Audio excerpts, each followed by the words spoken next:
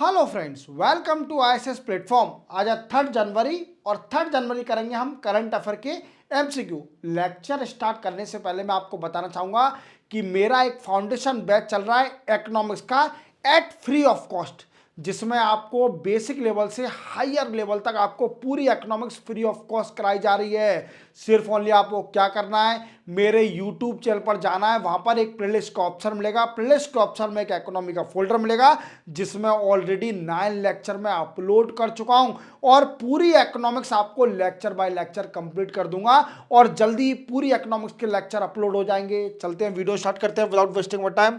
First question, how many rupees of subsidies has decided to extended by government on DAP per ton in union cabinet meeting. देखो 2025 की सबसे पहली union cabinet की meeting हुई और इस यूनियन कैबिनेट की मीटिंग को आप जानते हो कौन प्रिसाइड करता है? हमारे देश के प्रधानमंत्री नमो मींस अभी देश के प्रधानमंत्री कौन है? नरेंद्र मोदी साहब। तो नमो इसको हेड करते हैं, प्रिसाइड करते हैं। क्लियर?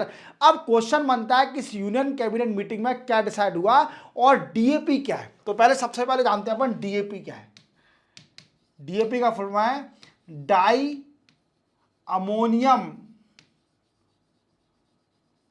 फॉस्फेट। क्या है? Di ammonium phosphate. अब ये सर है क्या? देखो, इट इज अ फर्टिलाइजर।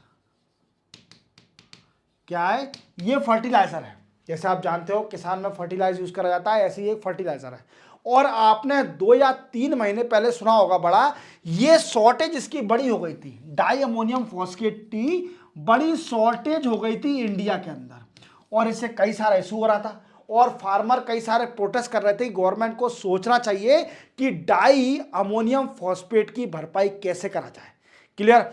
अब 2025 की पहली मीटिंग हुई यूनियन कैबिनेट की और इसी मीटिंग में डिसाइड करा गया कि 1 टन ऑफ डीएपी पर गवर्नमेंट सब्सिडी देगी। कितनी?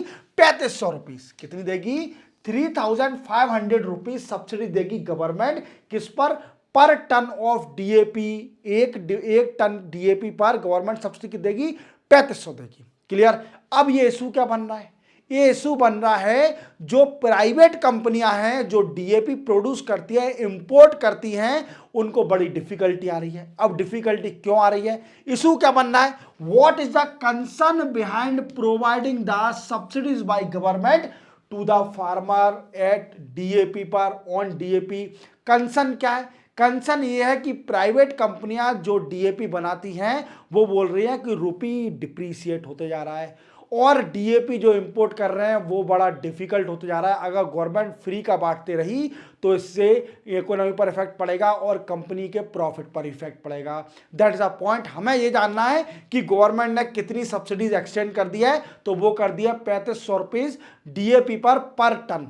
पर टन, एक टन पर 3500 रुपए सब्सिडी देगी गवर्नमेंट डीएपी पर। और डीएपी क्या है? Di ammonium phosphate. याद रखोगे, इंपोर्टेंट है। चलते हैं नेक्स्ट क्वेश्चन पर।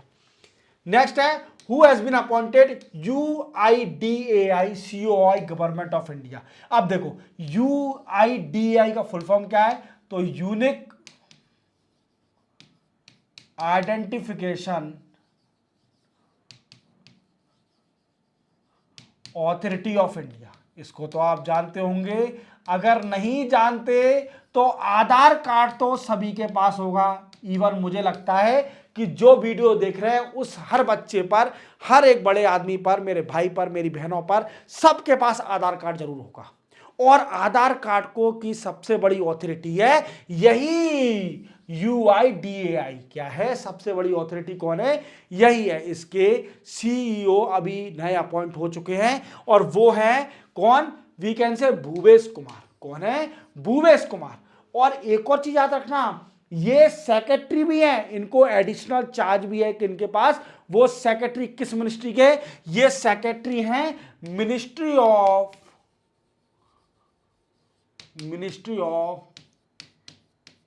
Electronics and information technology. क्या है? Information and technology. इसके एडिशनल चार्ज भी लेके रखा है इन्होंने। कौन? भूपेश कुमार जी ने। क्लियर। और ये सीओ बन गया किसके, यूआईडीएआई के सीओ बन गए। और ये क्या हायर ऑथोरिटी है, जो आप आधार कार्ड आपकी नेशनल लेवल की आइडेंटिटी है उसका, ये ऑथेंटिक आइडेंटिटी की सबसे बड़ी ऑथोरिटी है कौन, यूआईडीएआई। क्लियर, याद रखोगे। चलते अपन नेक्स्ट क्वेश्चन पर। नेक्स्ट है which state won Santosh trophy national football champion 2024। Very very important question, very very important question. और ये जीता है वेस्ट बंगाल ने। किसने जीता है, वेस्ट बंगाल ने जीता है। और वेस्ट बंगाल ने किसको हराया है, तो फाइनल मैच हुआ था West Bengal, final match West Bengal versus Kerala. West Bengal और केरला में हुआ था फाइनल। और सबसे बड़ा क्वेश्चन बनता है कि सर ये बताइए कि फाइनल हुआ क्या था, तो फाइनल हुआ था GMC Balayogi, GMC Balayogi stadium Hyderabad. और हैदराबाद किसकी कैपिटल है, तेलंगाना की। याद रखोगे, तेलंगाना की कैपिटल है क्या है, हैदराबाद। और यहां पर हुआ था इसका फाइनल। और तेलंगाना के सीएम कौन है, रेवंत रेड्डी। याद रखना, भूल मत जाना, रेवंत रेड्डी यहाँ के सीएम है, तेलंगाना के स्टेट के सीएम है। और यहाँ पर ये फाइनल हुआ था, वेस्ट बंगाल ने जीता था। और 78th एडिशन है, ये भी याद रखना। ये कौन सा एडिशन है, 78th एडिशन है, याद रखना। चलते हैं। Which international organisation has launch be ready report. Very very very important question, ये तो आपको रटना ही पड़ेगा। वी रेडी रिपोर्ट को तो रटना ही पड़ेगा। और डेफिनेटली आपके एग्जाम में ये क्वेश्चन आने वाला है, चाहे वो एग्जाम डिफिकल्ट आए चाहे इजी आए, बी रेडी आपको रिपोर्ट जरूर आएगी। क्योंकि ये दोनों कैटेगरी में आता है, ये डिफिकल्ट क्वेश्चन की कैटेगरी में भी आता है और इजी क्वेश्चन की कैटेगरी में भी आता है। तो दोनों टाइप का अगर पेपर बनता है तो ये क्वेश्चन जरूर मिलेगा। अब क्वेश्चन बनता है कि सर ये बताइए ये इंपॉर्टेंट क्यों है, ये इंपॉर्टेंट क्यों है, बी रेडी रिपोर्ट। तो पहले तो आप जानिए ease of doing business, ease of doing business. इस रिपोर्ट के बारे में आपने कई बार सुना होगा, ease of doing business report के बारे में। ये कौन सी ऑर्गेनाइजेशन निकालती थी, ये निकालती थी वर्ल्ड बैंक, वर्ल्ड बैंक। और इसमें रैंकिंग होती थी कंट्रियों की, जिस भी कंट्री में मतलब सुटेबिलिटी अच्छी है बिजनेस करने की तो उसको अच्छी रैंक मिलती थी। बट क्या हुआ था, ease of doing business report में कई सारी कंट्रियों ने इस पर ब्लेम लगाया कि ये इसमें डिस्क्रिमिनेशन होता है, इस रिपोर्ट में ये मिस इन्फॉर्मेशन है। इसमें मिस इन्फॉर्मेशन होने के कारण क्या होती है, रैंकिंग में डिफिकल्टी आती है, ऊपर नीचे हो जाती है। अब इसका रिजोल्यूशन निकालने के लिए क्या किया, वर्ल्ड बैंक ने इसको 2020 के बाद से एक भी रिपोर्ट नहीं निकाली ईज ऑफ डूइंग बिजनेस की, एक भी रिपोर्ट नहीं आई। अब ईज ऑफ डूइंग बिजनेस को रिप्लेस कर दिया बाई बी रेडी रिपोर्ट। किससे, बिजनेस रेडी रिपोर्ट से। याद रखना, किससे, बिजनेस रेडी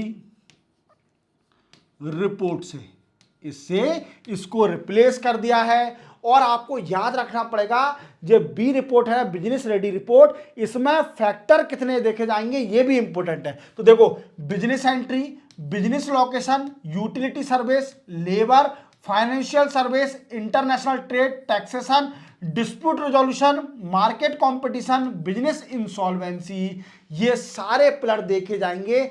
देन आफ्टर कितने क्या निकलेगा, बिजनेस रिपोर्ट निकलेगी, पब्लिश करी जाएगी बाय वर्ल्ड बैंक। तो इसका आंसर क्या है, world bank. Ease of doing business की रिपोर्ट को इसने बी रेडी रिपोर्ट ने रिप्लेस कर लिया है। याद रखना, जैसे प्लानिंग कमीशन को रिप्लेस किया है नीति आयोग ने, ऐसे ही ईज ऑफ डूइंग बिजनेस की रिपोर्ट को रिप्लेस कर दिया बी रेडी ने। क्लियर, चलते पर आगे। Who will be honoured with Padma पानी लाइफ टाइम अचीवमेंट अवार्ड। क्या है, पद्म पानी लाइफ टाइम अचीवमेंट अवार्ड किसको दिया है, तो ये फिल्म मेकर हैं मैम साई प्रांजपी। क्या क्लियर, प्रांजपी, क्लियर, साई प्रांजपी। अब क्वेश्चन बनता है ये लाइफ टाइम अचीवमेंट अवार्ड मिला कहां पर है मैडम को, तो ये अवार्ड मिला है we can say Ellora, Ajanta Ellora, Ajanta Ellora international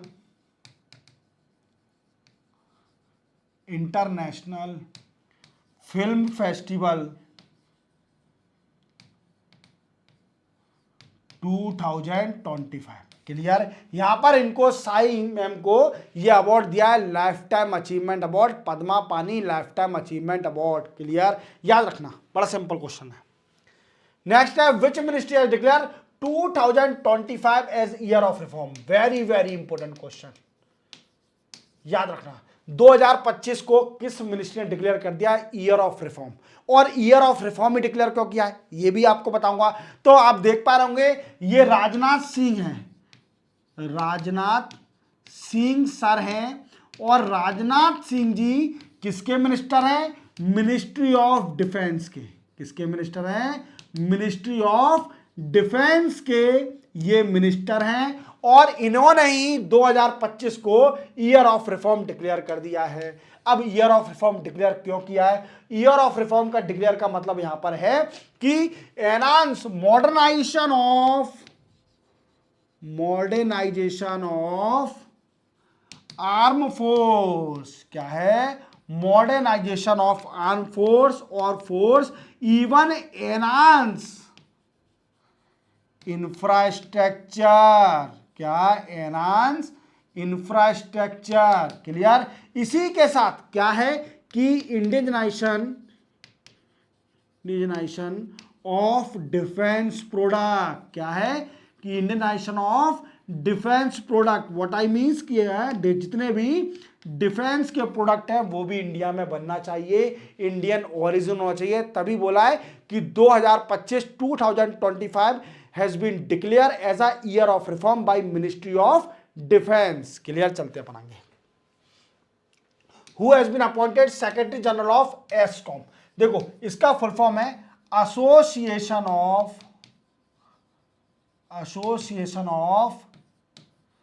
chamber of commerce and industry of India. क्या है, association of chamber of commerce and industry of India, इसका ये फुल फॉर्म है। क्लियर।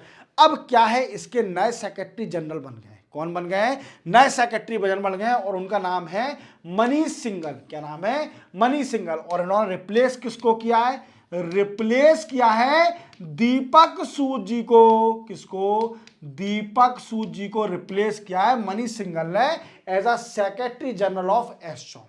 क्लियर। एस्सोम क्या है, association chamber of commerce and industry of India क्या है। देखो आप जानते हो ये एक बॉडी है जो कि रिकमेंड देती है गवर्नमेंट को टू एनहांस द प्रोडक्टिविटी और इम्प्रूव द और मॉडर्नाइजेशन ऑफ द इंडस्ट्री और the MSME, that's a work of particular ASSOCHAM. और आप जानते हो जब भी बजट पास होता है तो प्री बजट की मीटिंग में इसको ही बुलाए जाते हैं, इस बॉडी को, कि आप अपनी रिकमेंडेशन दो, आप क्या क्या चाहते हो, इंडस्ट्री को रिफॉर्म कैसे किया जाए। क्लियर, ये है इसका काम। चलते हैं अपन नेक्स्ट क्वेश्चन पर। नेक्स्ट है, which shooting player has been conferred Dhyan Chand Khel Ratna पुरस्कार 2024। Very very very very important question.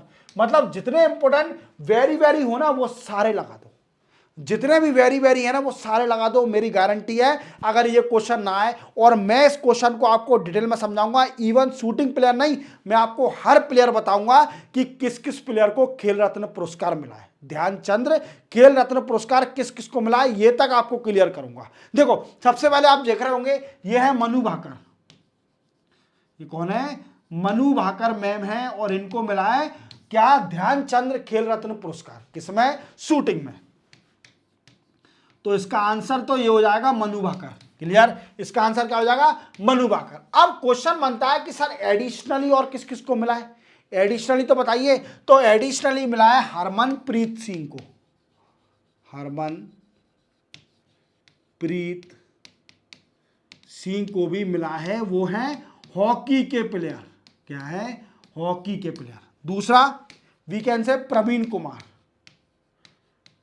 Kumar को भी मिला है। और ये कौन है, ये है पारा एथलेटिक्स। कौन है, पारा एथलेटिक्स है। क्लियर। देन आफ्टर थर्ड किसको मिला है, डी गुकेश, अभी आप इनका बड़ा नाम सुन रहे होंगे डी गुकेश का। ये चेस के प्लेयर हैं और यंगेस्ट प्लेयर मास्टर है, chess master, youngest player chess master. तो शूटिंग में किसको मिला है? मनु भाकर। और 3 नाम ये डी गुकेश, प्रवीण कुमार और हरमनप्रीत सिंह, इनके बिल्कुल कंटेस्ट कर दीजिए। डेफिनेटली चारों में से एक भी आंसर आ सकता है, आपको एक भी पूछा जा सकता है आपके गवर्नमेंट एग्जाम में, कोई भी एग्जाम हो आपका पूछेगा डेफिनेटली। खेल रत्न पुरस्कार ये बड़ा अवार्ड होता है, हमारे इंडिया का स्पोर्ट्स का सबसे बड़ा अवार्ड है। क्लियर, चलते अपन आगे। Who took charge of Indian air force western air command? देखो वेस्टर्न एयर कमांड के चार्ज ले लिया है एयर मार्शल जितेंद्र मिश्रा जी ने। किसने ले लिया है? जितेंद्र मिश्रा जी ने, जो कि बैठे हैं जी, ये एयर मार्शल है। क्लियर, वेस्टर्न एयर कमांड की कमांड संभाल ली इन्होंने। और वेस्टर्न एयर कमांड क्यों? क्योंकि आप वेस्टर्न कंट्री में, आप पाकिस्तान जानते हो, पाकिस्तान को कंट्रोल करने के लिए एयरफोर्स के वेस्टर्न कमांड को इन्होंने हेड किया है। क्लियर, तो ये कंट्रोल रखेंगे उसके ऊपर बाई एयरफोर्स। क्लियर, तो जितेंद्र कुमार याद रखना, जितेंद्र मिश्रा जी, सॉरी कुमार नहीं है मिश्रा हैं। और इसी के साथ नाम याद रखना, डेफिनेटली ज़्यादा इंपॉर्टेंट नहीं है पर याद रख लेना। क्लियर, चलते हैं। इसी के साथ 3 जनवरी के करंट अफेयर के एमसीक्यू कंप्लीट होते हैं। इसी के साथ मैंने 2 जनवरी के भी कंप्लीट करा दिए। क्लियर, अब आपको क्या करना है? रेस्ट करना है। 10 मिनट 1 घंटा रेस्ट करने के बाद मेरा चैनल पर जाइए, वहां पर आपको प्लेलिस्ट का ऑप्शन मिलेगा। प्लेलिस्ट के ऑप्शन के नीचे आपको एक इकोनॉमी का फोल्डर मिलेगा जिसमें 9 लेक्चर मैं इकोनॉमी के अपलोड कर चुका हूं और पूरी इकोनॉमिक्स आपकी फ्री ऑफ कॉस्ट कंप्लीट कर रहा हूं, लेक्चर बाय लेक्चर। तो देख लीजिए, आपकी इकोनॉमिक्स इतनी स्ट्रांग हो जाएगी, आपका एक क्वेश्चन भी स्किप नहीं होगा। That's my guarantee to you. Clear, मिलते हैं अपन कल, तब तक के लिए जय हिंद।